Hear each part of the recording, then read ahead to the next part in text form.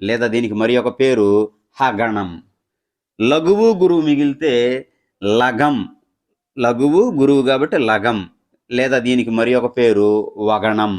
మనకి పద్య లక్షణాల్లో ఎక్కువగా ఉపయోగించేది లగమని ఉపయోగించం, వగణమని ఉపయోగిస్తాం. భరణ బబర వ అనేటువంటిది ఇదిగో ఈ గణమే. చివరిలో లఘువు గురువు వస్తుంది కాబట్టి. అలాగనే 3 అక్షర గణాలు 8. మనకి ముఖ్యమైనవి ఇవే 3 అక్షర గణాలు. ఇవి మొత్తం 8 గణాలు.